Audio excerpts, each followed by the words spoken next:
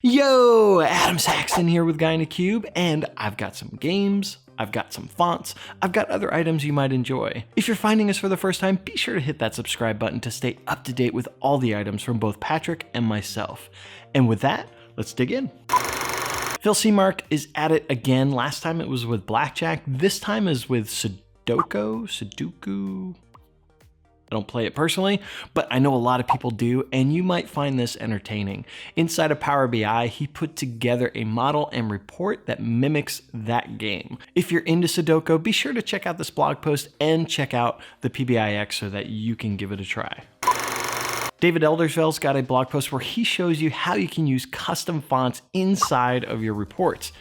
That's pretty crazy, right? The way you do this is using the HTML viewer custom visual, and he shows you examples of how you can implement HTML code to use certain font sets. So he's got some examples from Google's font set. He's also got the Office font set that you can go ahead and use inside of your Power BI report. So if that's something that interests you and you want to use some fonts that aren't necessarily inside of Power BI Desktop by default, be sure to check out this blog post. Links as always down in the description below for this item and every other item I've talked about in this roundup, along with some bonus items for you.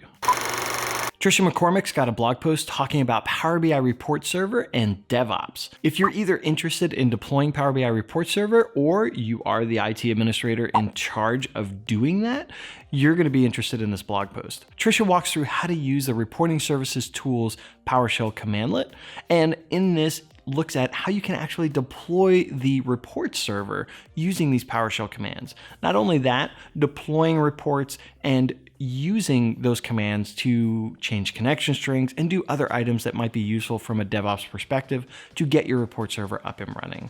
So if that's something that interests you or something that you have to deal with, be sure to check out this blog post down below.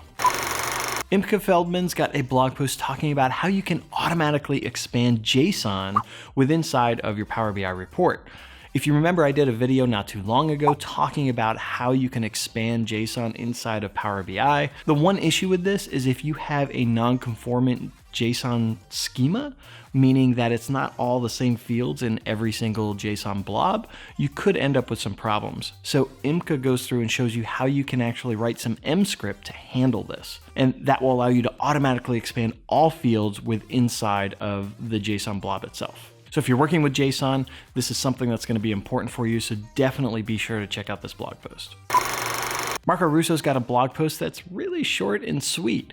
He looks at how you can actually calculate someone's age from their birthday using DAX. And Marco calls out that this is actually a correction from something he's looked at before and wants to get the correct DAX expression out there for you to use to calculate this correctly. What I really love about this is that it shows that sometimes we don't always get it right. Nobody's perfect, but Marco goes the extra mile to get it out there to get you the right statement that you need to use. I love that. So if you're looking to calculate age from your birthday, check out the link down below. My favorite item this week, I've got to go with Phil's Sudoku Power BI report. I think it's interesting. I love that he's trying to gamify Power BI. I said last time that this harkens back to the days of when Robert Bruckner did this with reporting services, so good job, Phil. But I want to pass this off to you. What do you guys think? What was your favorite item this week? Or was there something that I missed that you thought should have been included? Go ahead and leave that down in the comments below and let us know, and we'll continue the conversation there. If you like this video, be sure to hit that thumbs up button, smash it if you so desire. If it's your first time here, hit that subscribe button. And as always, from both Patrick and myself, thank you so much for watching. Keep being awesome, and we'll see you in the next video.